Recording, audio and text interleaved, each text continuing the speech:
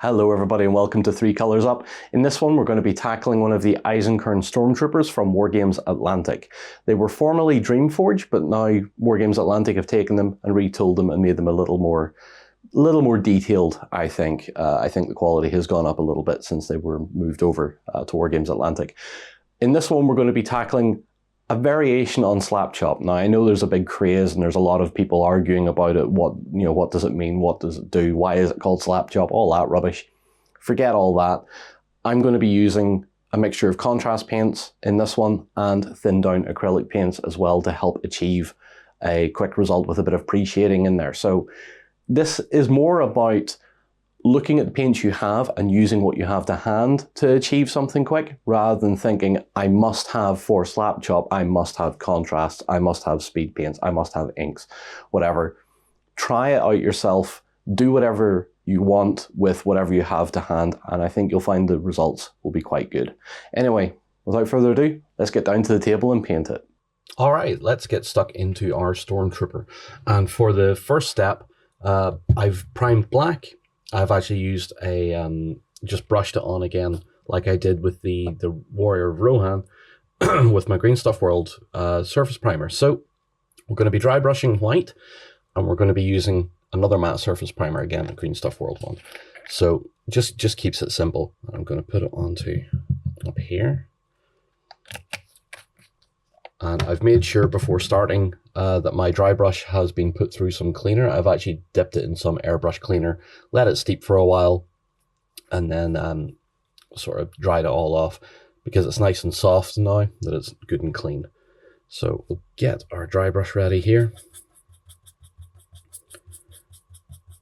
Make sure it's nice and clean. Check on my finger, see if that's enough. I think that's enough. And we'll get to dry brushing. With our dry brush done, we can see that unlike the Warrior of Rohan, I've got a far smoother finish, and that's really down to not having cleaned my brush properly before starting with the Warrior of Rohan. And now we've got this really effective looking dry brush here, and you can see what it's doing with all our shadows and keeping things focused, like putting on the top of the helmet, focusing a little bit harder up there just to make it a little brighter. And, you know, you could almost just put a wash over this and just call it done. But we're not going to do that. So we're going to start work on our armor panels. And for the armor, the actual body armor he's wearing, I'm going to go with Vallejo model color, camouflage beige, World War II, the German camouflage one. And this time I'm wanting to show you guys how a shaded effect is achieved without contrast paints. I think I've seen a few debates recently about this, and I want to try my hand at it. So what I'm doing is dipping my brush into some water, not my water into some brush. Good job. Good job. And I'm looking for a fairly thin consistency here. Maybe even a little thinner than that, to be fair. Something along the lines of that, I think, ought to do the trick.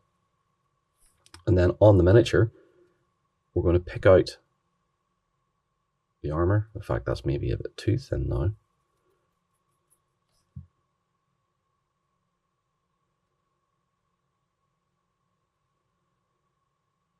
And we're going to go over each panel that we want, or each detail that we want in our beige.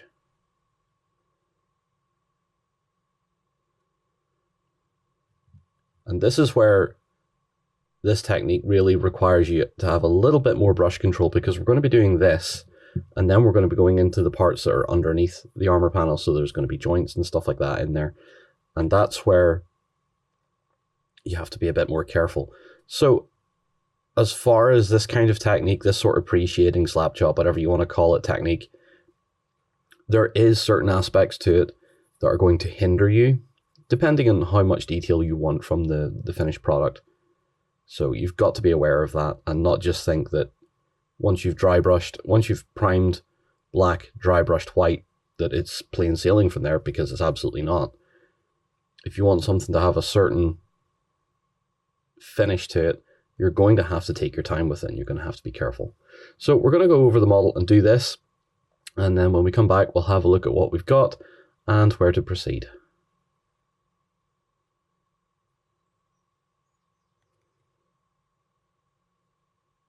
With our camouflage beige down, we can see and have a look around the miniature, and we've retained some of the pre-shading, of course.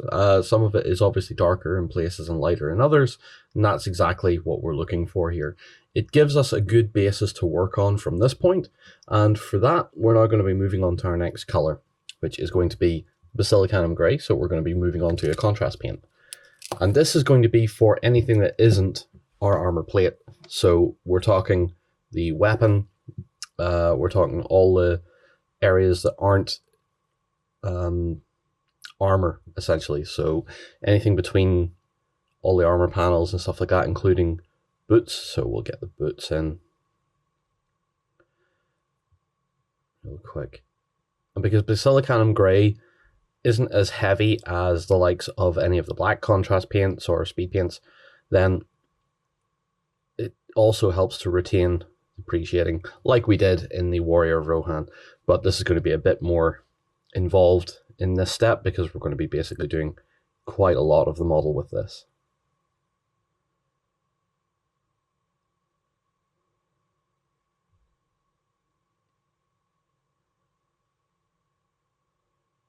With the basilicanum grey dry, we can see what that's done to our dry brushed areas here. So the gun looks pretty good.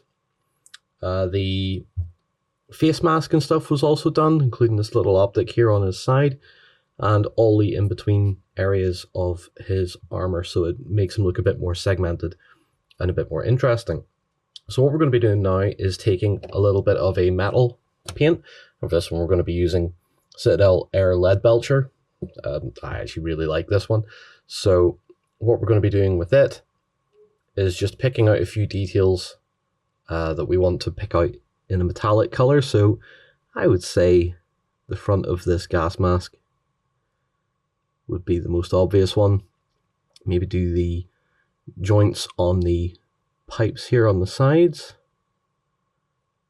I'd say just those bits, to be honest. So just carefully get in there with that. And then, honestly, I think we'll do the optic. I think we'll just paint it silver as well. We don't have to, but I think it'll add a little bit more interest. On top of that, there's also a bit of an eagle on the chest here, which is a bit like a German police insignia. Very World War II-esque there. So we'll paint that in as well. And apart from that, we're just going to go around the miniature and just pick out some little details here and there just to brighten them up a little bit. As for the gun, I'm not sure we're going to do much, but what I do feel like doing is if I remove a fair bit of the paint off my brush and just very lightly just over some of these edges a little bit,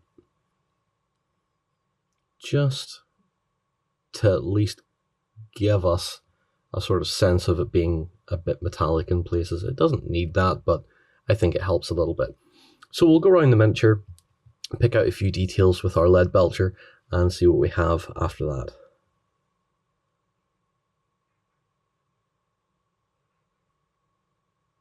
So we've picked out some areas in leadbelcher, and it's sort of like we've just picked out little things like the clips that hold the armor pieces together, a few little details here and there, nothing too spectacular. So what we're going to be doing now is moving on to shading, and for that we're going to be using some nuln oil. And this is going to be a shading / panel lining sort of step here. So I'm taking a smaller brush this time, and the idea is to just go over everything we've done in leadbelcher first. So for example, we'll be shading down the little optic on his helmet here, and all the little pipes and connectors and stuff like that. And then after that, we're going to move around and start to pick out some panel lines and stuff here. So along here's a good one to show. So along there, and then down this leg. Just let the nuln oil settle into that and go over the clips as well.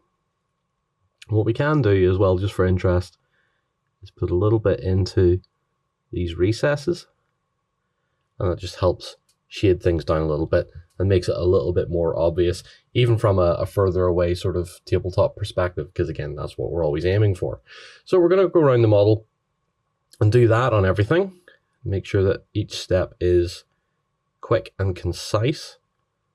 And you can go into this as much as you want, really. You can detail this as much or as little as you want.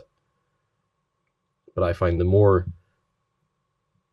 steps you do like this, the more interesting the model is going to be, even from a further away perspective. So let's just go on ahead and see what we come up with.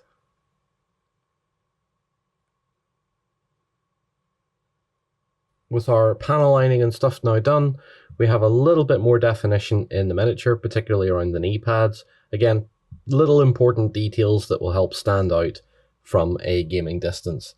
And I think even from our further out shot here, you can see that this miniature does stand out quite nicely. He's got some good contrast working on here. Now, you could basically say once a little bit of basing is down on this, it's done. And I would agree with you. I would say, you know, this would be a good spot to stop.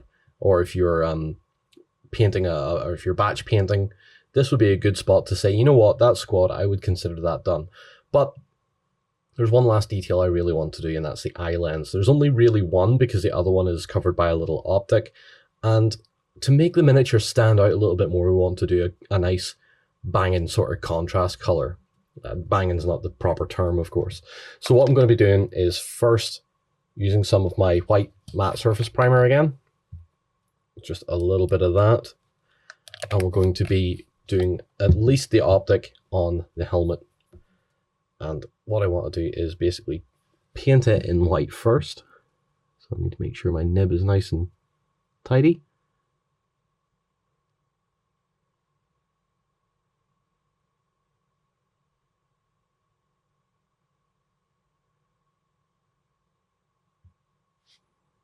I think that's basically all I really want to do. I don't think much more than that is going to add much to the miniature.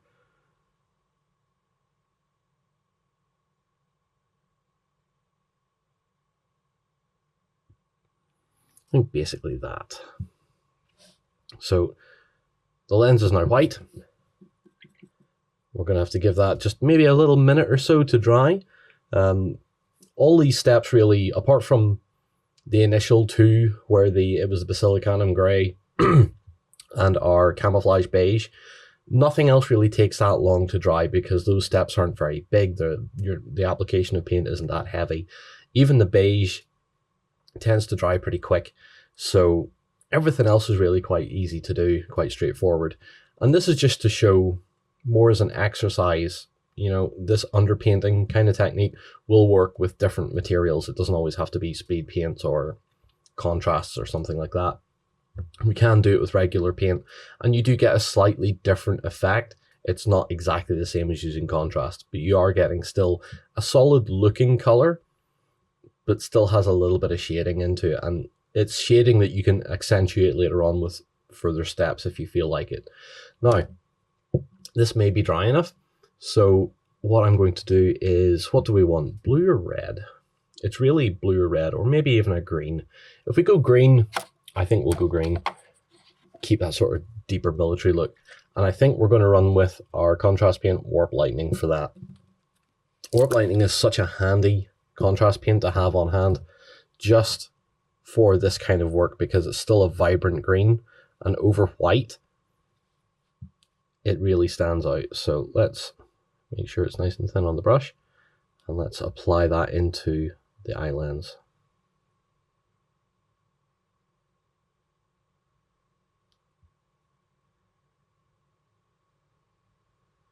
Now, if we think there's too much, just go back in and remove some.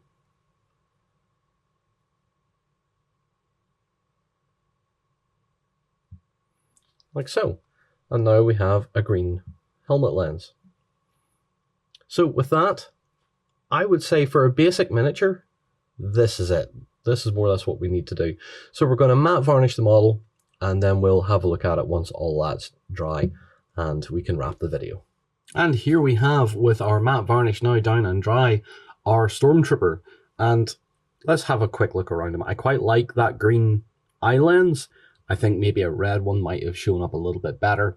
But all in all, it's a little bit of a flash of color, or a little hint of a color that would otherwise be, you know, quite a drab looking model.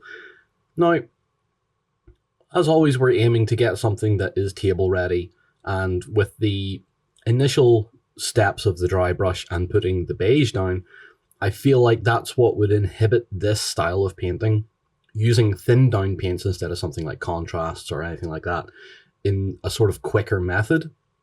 However, the end result is still good, it is still tidy enough, and if you had a group of 10 or 20 of these, it'll look fine on the table, absolutely. Following every step, maybe changing out your color, your base color instead of the beige, doing something else. I think overall, you're going to have a pretty effective looking color scheme, and one that is going to, at least in a group on a table, going to look more impressive than it does right here as an individual. So, like I said, 10 or 20 of these running around, or if you have an army, maybe 40 of them running around, alongside the other infantry box that they provide as well. So, all in all, I think this was a good little experiment, just to show you guys that the whole fad of calling this type of technique slap chop, being pre-shading or underpainting, whatever you want to call it, it's not just applicable to contrast paints and speed paints. However, I think the popularity has grown out of the fact that contrast paints exist. They're easily accessible, as well as the speed paint range. It's all more easily accessible and easier to understand than it is to say, oh, you just use inks, you dry brush it and just put a load of inks on it or a load of oils on it. A lot of that stuff doesn't really, how do I describe it? 1 + 1 = 2. You know, 1 + 1 is 2. And sometimes when you're saying, oh, you just need a bunch of inks, well, if you're in the wargaming bubble, there's not a lot of pure ink ranges available. You have Green Stuff World, and you have, straight off the top of my head, you have the Vallejo stuff. So a wargamer is going to know maybe about those. Even then, that's still a periphery to your mainline stuff like Games Workshop and Army Painter. And it's because those two companies have come up with contrast and speed paint that people are starting to look at this sort of method of painting and making it more popular, more forefront for new hobbyists and stuff like that. So that's my 2 cents on the matter. I might continue with this a little bit. We'll maybe try out some other techniques. Just drop it in the comments. Let me know if you want me to try something else. So long as we're always aiming towards getting something painted quick and effectively. But until then, I hope you've enjoyed this one. Take care, stay safe, and see you again very soon. Go ahead and check out our other content on screen now. And while you're at it, why not hit subscribe and remember to ding our dong. Go on, you know you want to click it. Go on.